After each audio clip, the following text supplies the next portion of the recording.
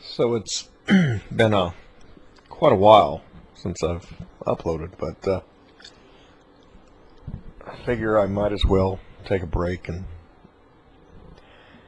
talk some more Mandela. This time, wanted to talk about it being viewed as a game. I know we just covered the David Icke's view and reality being a trap, but there are a number of people who feel that this is the game of life. The reality is just a game, and the Mandela effect that so many have gone through is more evidence that we are living in something of an illusion. And I like the computer gaming analogies, and some go as far to say that it's not just an analogy. It is exactly that. It is just a computer game, and we are living in it. But the analogy I like because it just fits in so many ways when we're trying to explain concepts of what this world could be, what this reality might actually be. And ever since the Mandela effect hit myself and so many others, for me it was September 2016, but it changed my life and many others. It changed our life forever. It changed our world views dramatically for what we once considered to be just hard, fast, real. What we considered real was solid, unchangeable. And that's almost like the definition of reality, is that it's solid and unchangeable. The whole question of what is real all of a sudden has been tossed up in the air, and we're trying to determine not only what is real, but what is reality, what is the stuff we're made of, why is this occurring? All of these questions. So the concept of a game is an easy one to grasp onto if you play any computer games, especially games that involve like Sims, there's the game The Sims. I've got a game that I've played called Borderland, Borderland.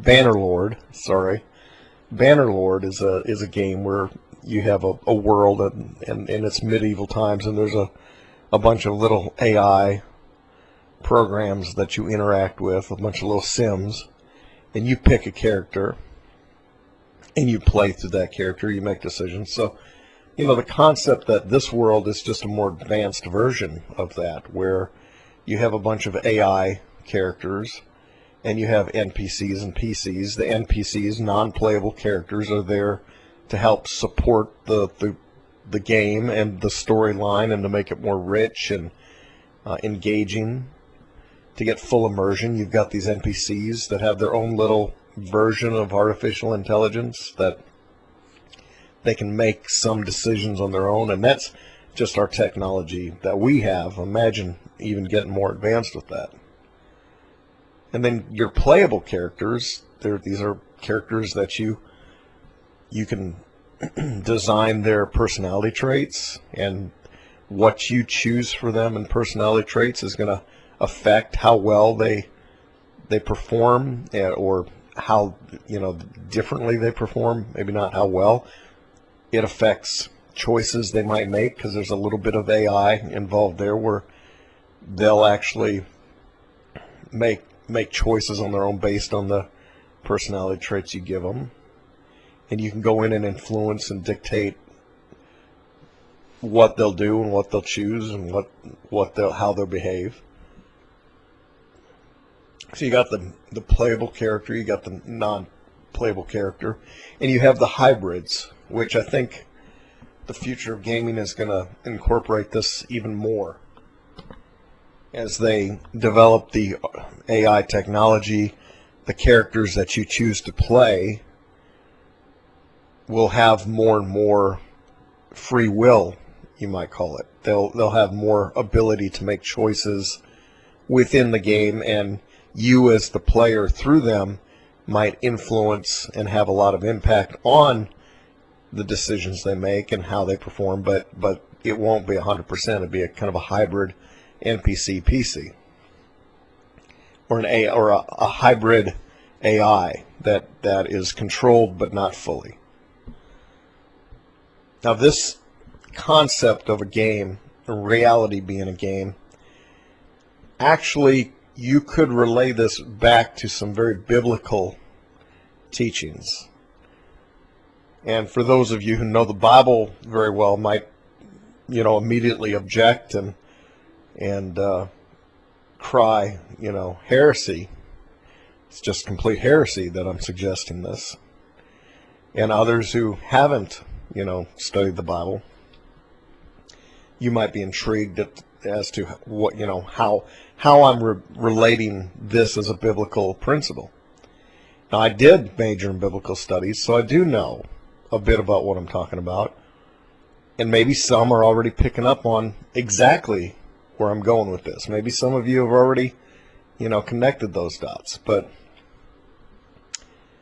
And I don't like to use a lot of Christian jargon when I'm talking. I tend to shy away from that because majority of people who listen to this channel are not regular church-going Christians by any means, and they would be turned off by jargon like that. And then those who are, if I use, the problem with using a lot of Christian phrases is it'll encourage sometimes groupthink, and I'm really against groupthink. I don't want to encourage groupthink. I want anything but that. We should be questioning the world we live in and asking honest questions and framing them in a way that we can really ponder it objectively without our biases taking over. And that's a tough thing to do. But in terms of the game analogy,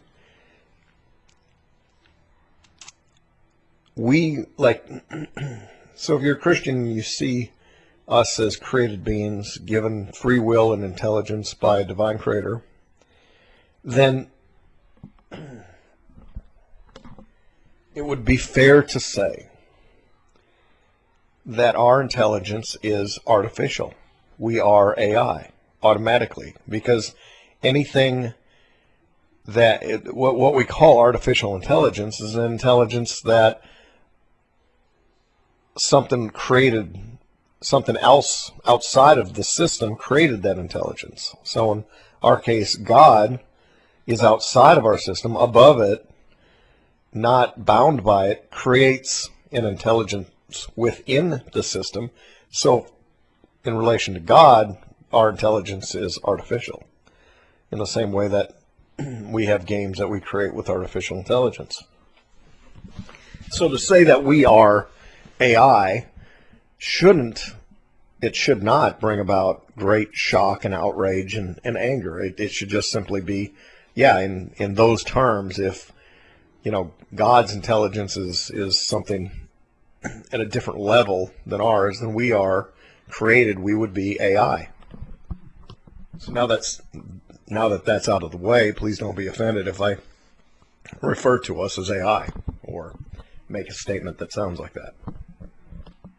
Now, that doesn't mean that you're an NPC, but it could mean that you're an NPC, with just an NPC meaning that there isn't a character outside of this reality who is by design. You are not by design. How do I put this? So, if you're an NPC in this reality, you by design are not made to be incorporated or an avatar for something else outside of reality. You're closed off from them entering into you and playing through you. If that makes sense. And some of you may prefer that. If you are a playable character with a certain amount of artificial intelligence and free will, but you're still playable, meaning that an outside of reality entity can live through you and experience life through you, that's another interesting way to look at it. Now, biblically, that's not too far from what we experience or claim to experience or claim to ask for when we ask for God, Jesus, to enter into us and live through us. We are asking to be playable characters, and for less of our will to be in charge, and for the gamer outside of the system to take more charge and play through us. Likewise, there's the opposite entities of the underworld. Some might call them demons. David Icke might call them archons, the louche feeders, and they might have the ability to enter in and play through the characters as well. And these are actually biblically sound principles. Now, if you're going to a traditional church and going to a traditional Bible study group, you might not want to bring this up as a topic of discussion. It'll get you a lot of dirty looks, probably kicked out, but I guess that's why I have this channel, so I can bring this stuff up a little more freely.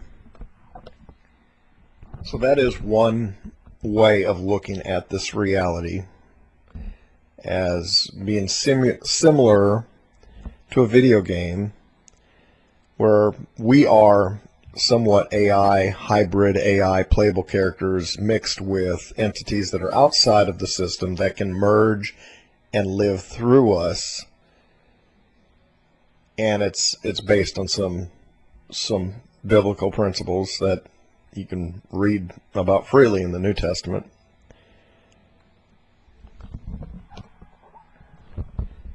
And for me, ever since September 23rd, 2016, and all the events that followed after that, I have really taken a hard look at trying to figure out what this reality happens to me. I mean, I've seen the change of so many things happen, and I can't, there's just no way I can dispute it. These things happened.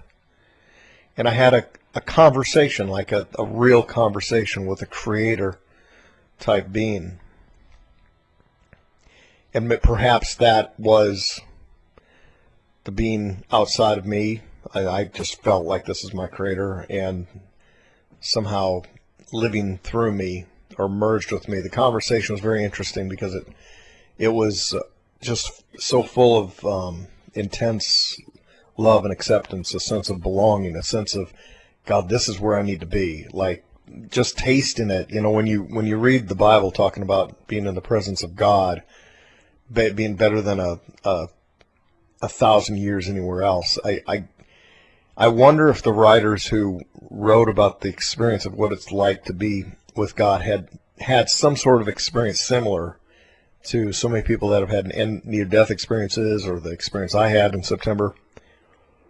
Because once you've tasted that, all you think about is how to get back to that. It's like the only place you want to be. And for me, it was kind of unique. I don't know if it was unique, but interesting that I had this sense of great, the word holiness and righteousness can be offensive to a lot of people, because they think of holier than thou acting people and self-righteous acting people.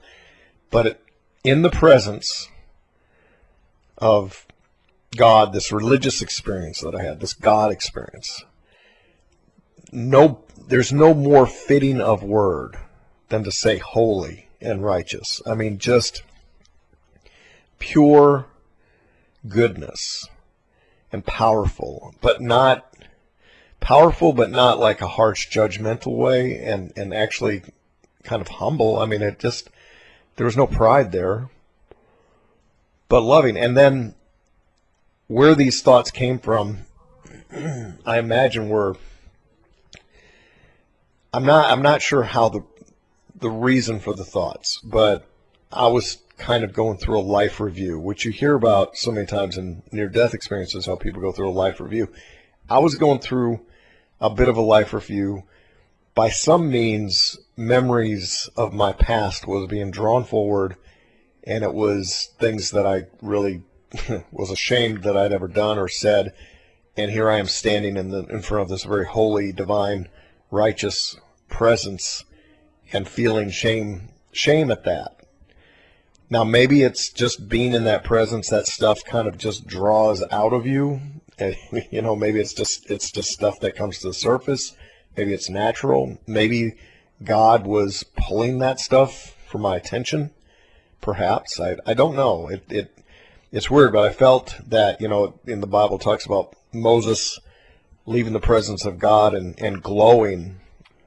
Of course, now there's versions where he has horns, but glowing. That is a good word to use too, because I felt after God's presence for a while that just like holiness, like aura, was just there for quite a while. It's hard to put into words, but there was a conversation that went on, and I did feel like, maybe I'm speaking to the one who plays through me here, and I still have an impact with my decisions and my choices.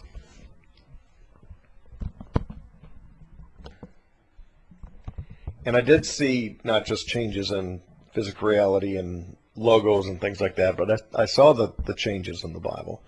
But I have not spoken about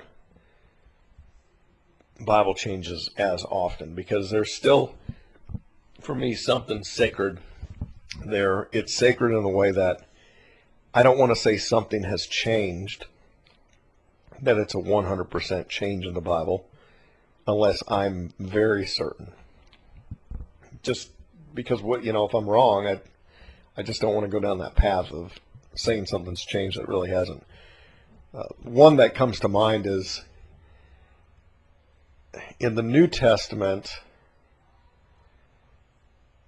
there's a verse about, if you ask your Father in heaven for something, he'll give it. If a child asks for their parent to give them food, to give them fish or bread, would the parent give them snakes or stones?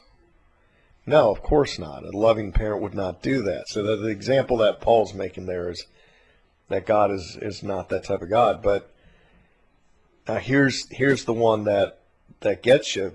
The writer, if Paul's the one writing this, had to have known the Old Testament story. Had to have known that in the Old Testament, when Moses and the Israelites are out in the desert and they're complaining. They're always complaining. That's the theme of the wilderness experiences.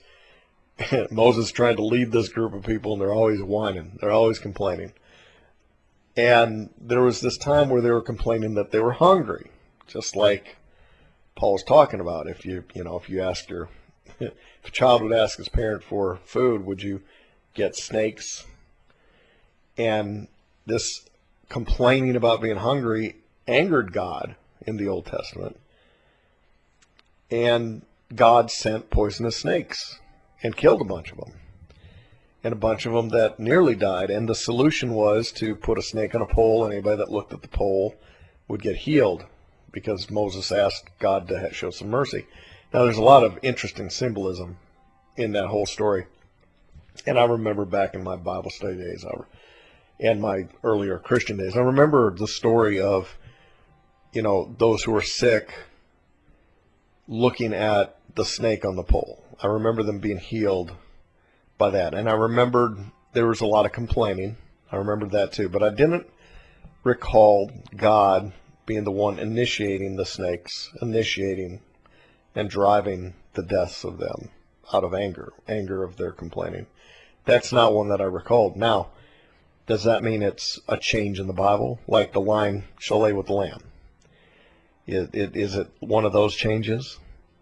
I can't say that, and I wouldn't even begin to say that that has changed.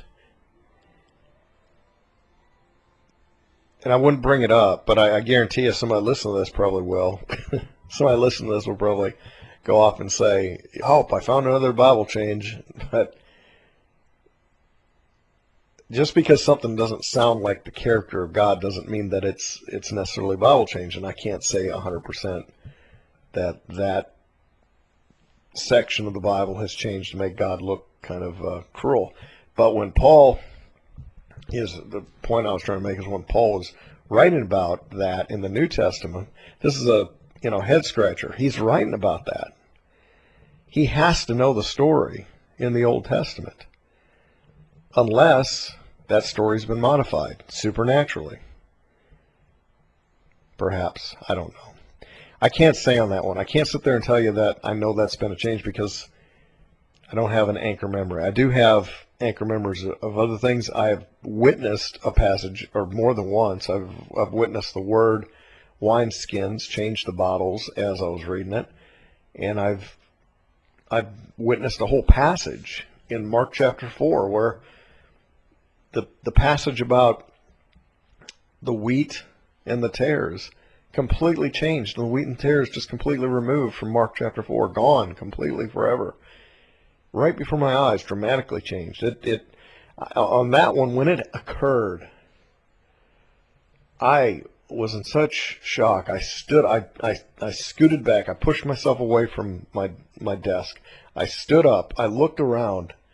At the office I was in. I was like, is any of this real? I mean, is what just happened here? Is any of what I'm observing, is this environment completely fake? I mean, a few times that happened to me. A few times I would see something change so dramatically right in front of me, and I just would stop and think, where am I and how am I in this place?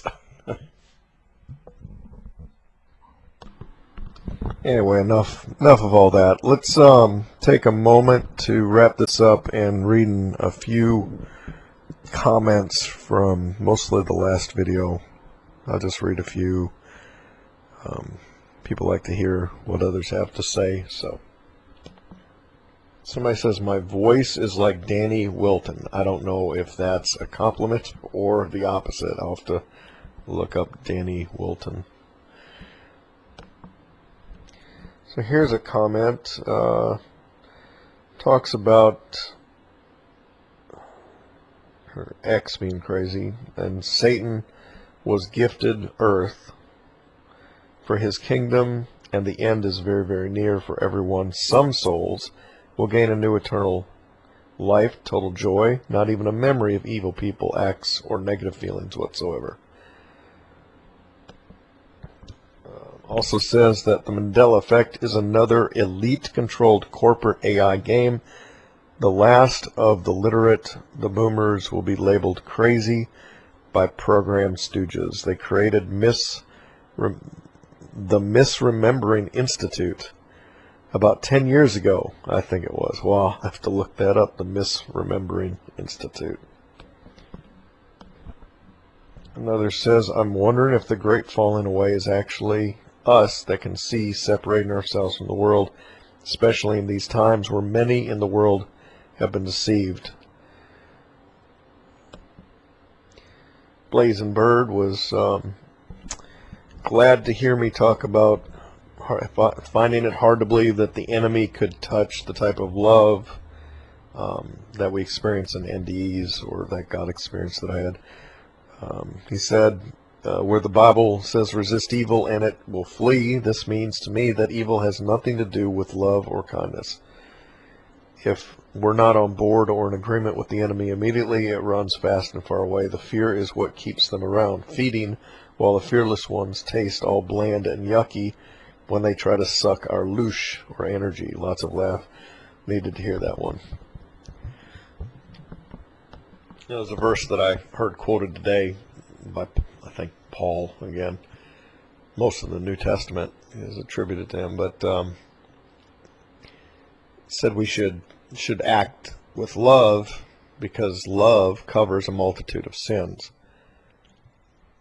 And I was thinking how many people, if they just hear that one verse, might think that it means there's like a point system, like the good you do versus the bad. So if you do more acts of love, that kind of cancels out the sins that you've done. But if you understand particularly the New Testament, that's not at all what that verse is saying. But I could see how one individual verse like that could be misinterpreted. Danielle W. says, have you ever looked at Forever Conscious Research Channel? I haven't. I just not familiar with it. He dissects a ton of NDE experiences and provides a really interesting information. So he addresses the love bomb and equates it to a drug or intoxication of some kind. I know a lot of people won't want to hear this, but isn't it worth considering? I'd really be curious if this fella has ever had this experience of an NDE himself, because I can tell you when you've had it, when you've experienced it, it's just, there's a knowing there that this isn't a drug or some sort of trick. I mean, it's hard to explain. How do you know anything? But it just, there's like a psychic link. And in that psychic link, your minds are really connected in one. So you you understand the intention. I mean, it's weird. It's like there's just such a oneness that occurs in the moment. And but yeah, I could see the Archon and the Gnostic viewpoint, seeing the experience of the love of the light being a trick. I totally get that. Moneybags made a comment. Really great to see somebody that's been around so long and was a fundamental at bringing out videos about the Mandela effect. But he says, I have been waiting. So he's been waiting for 6 years to hear David Icke, to hear David's take on the Mandela effect. I was following many men like David in 2016, including Michael Tarsian, Santos Bonacci, and Jordan Maxwell. I couldn't wait to hear their take on this incredible phenomenon, but it never came. We finally heard Jordan's take just before he died, thanks to Rachel Reenstra, who drove him from Arizona to Los Angeles a year or two ago. Jordan didn't have much to say and didn't seem to really understand the phenomenon. I always thought it was strange that the men who I was listening to a decade ago, who spoke about our controllers and the control system, never had much to say about the Mandela effect. I completely agree. I'm just in shock about that. That just boggles the mind, how these icons of what we consider to be truthers and revealers of truth just are so in the dark and don't even seem to understand the concept. But that comes down to, I think, whether they've experienced it. If you've experienced it, if you've truly experienced it, there's no questioning whether or not this is real. If you haven't experienced it, and I mean, I'm going back to that video where I talked about what diehard believers are, or diehard Mandela affected are. I mean, there's your diehard Mandela affected who know this is real, and then there's everyone else who just wants to take an update and brush it off. But it seems that most people want to take just the update and just want to brush it off. Another comment by Dorina. In 2014, I shared a meme that said, "Truth is the only thing that no one believes." After being born again, and I was going through all my stuff, including Facebook, I realized it was a quote by David Icke, but didn't know it at the time. It just made me think of how God lays these little stones for us, and everything echoes back at the right time, and things start making sense. Also thought about how Jesus is the only truth, and the world doesn't believe him. and how good and precious it feels to God when we believe in Him and trust Him. She also said 23 is a big number for her too. In 2008, what happened? I need to read ahead a little bit. September 01. Okay, she's got a long piece here about 23. 23 is an interesting number. I'll say that too. So go back to that last video and read some of these longer comments. And Residue Junkie says the belief that we live in a simulation is the whole reason for the Mandela effect, which is way more appropriately named the Daniel 7:25 effect. It's some of the lying signs and wonders being performed by the beast, which would deceive even the elect if it were possible. It's being done to convince the world that aliens made us as virtual beings in the Matrix-like simulated universe of their design. This whole phenomenon is way more simple than the big brain people make it seem. And anyone who watches all the films in my Bible Change playlist realize this. It's simple to understand. So yeah, I mean, the only thing about the ME is it's not really hitting a very large audience. I mean, it's hit a number of people, but as far as, you know, swaying the masses to believe that we live in a simulation, I don't think the ME's having that big of an impact. But I think there's definitely an agenda to push the whole alien thing. There's something definitely being, I mean, all you gotta do is watch Netflix. Just look at the shows that are on Netflix and you kind of see what the agenda is and what's being pushed. Or I guess any of the big streaming networks or anything. You can pick apart the messages. Of course, transgenderism is huge right now too. I'll tell you another thing, you know, this New World Order has no room for the name of Jesus or Christ at Christmas time. More and more businesses are making it, like the one that I'm at, against the rules. I mean, it's a termination offense to go around saying Christmas or Jesus. Don't say Jesus, don't say Christ. That's offensive. Because it's so offensive to people, you could lose your job. Now, that, my friend, would be a good example of persecution. Losing your means to create an income so that you can feed your family, that's persecution. I don't consider, you know, name calling persecution so much. I mean, it is, but I don't consider a troll on the internet trolling my channel. I don't consider that persecution. But losing your job because you are defiantly calling Christmas and not saying happy holidays to everyone. I actually listen now in stores at the music, and if they're playing Christmas music and they say that the name Christmas, I'll actually, you know, say thank you for not cutting Christmas out of Christmas. I think it's just insane. But more and more, you're going to go into businesses, you're going to go into public areas. You're not going to hear the word you're not going to hear Christmas. You're not going to hear Christ in anything, because the New World Order does not want the old order to exist in any way. And Jesus and being a Christian, it's not part of the plan. Here's one. If we are thinking in the natural, we will never accept the supernatural. I don't understand how so-called Christians can believe the miracles Jesus performed, yet deny the prophecies and the warnings in Scripture.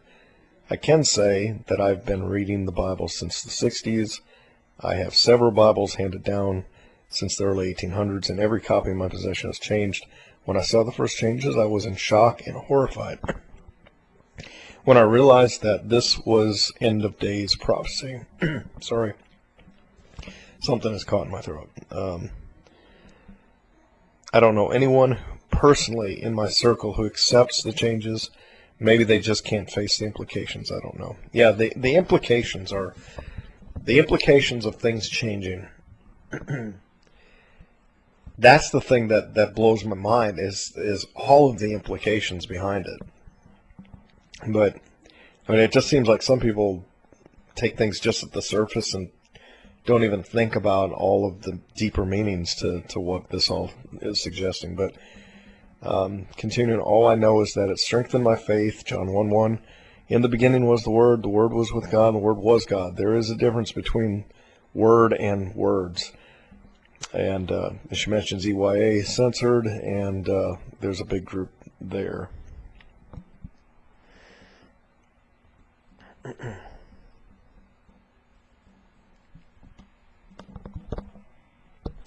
Kay says the one thing we have in common, that's the hardcore Mandela effect, is that we don't allow outside forces to tell us what our memories are or influence our true memories. Many, I know, trust themselves and our Creator. And I've gone on long enough. Let me wrap this up with one more by Lizette. And this is a Mandela effect worth investigating a little.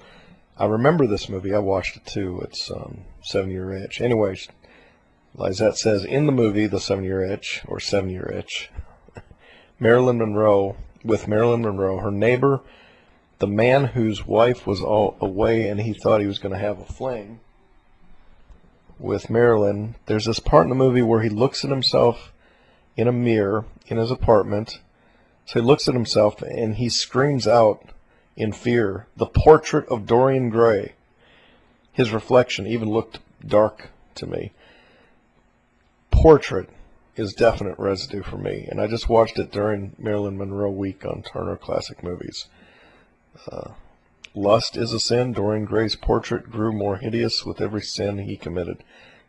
God speaks to us in subtle ways. Thanks for continuing to dig. This makes total sense to me now. Look up the meaning of Gorton. Name Gorton equals mire, where pigs are penned in. Ah, that's interesting. I didn't know that. Of course, talking about Gorton's fish sticks. So anyway, some really interesting comments, and I appreciate all of them.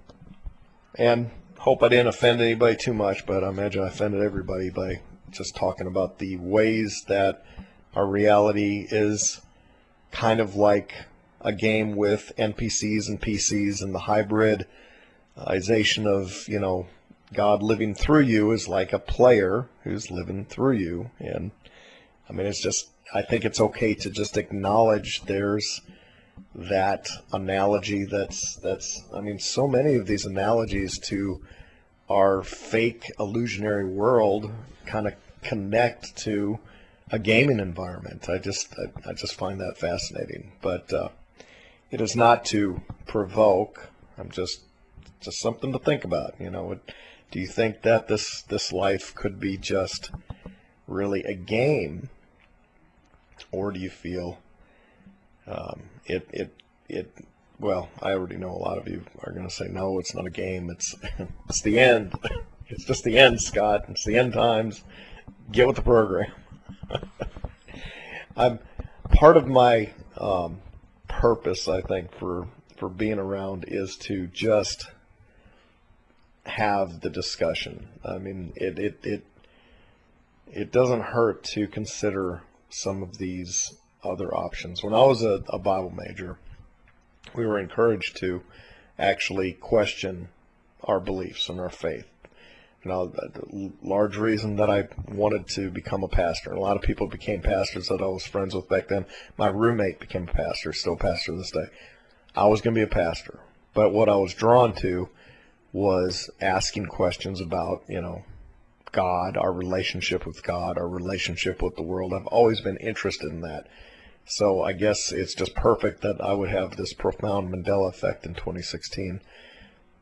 But I would get myself into trouble because I took them very much at their word when they said, feel free to ask questions in class. Feel free to question, what if your beliefs can't hold up to questioning, then what are they? They should be able to hold up against questioning. So I did. I just questioned, why do we think this, and couldn't we also interpret it the other way? And there are some professors that didn't like that, and others who loved it. They loved to see that my wheels were turning.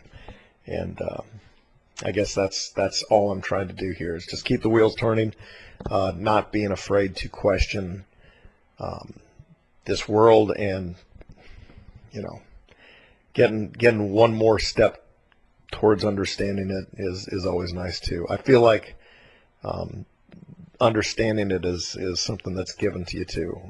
I'm so glad, I'm so grateful that I've had my experiences with the reality, that I've seen the Mandela effect and its changes. I'm eternally grateful. It's a piece of the puzzle that's a huge piece. Of course, not quite sure where to put it just yet. It doesn't seem to fit perfectly anywhere, but it's a huge piece of information that has changed a lot of, I mean, it's confirmed some things for me, and it's changed a lot of things, and still trying to figure it out. So anyway, just wanted to share because it's been so long, and hope you're having a good night, and God bless.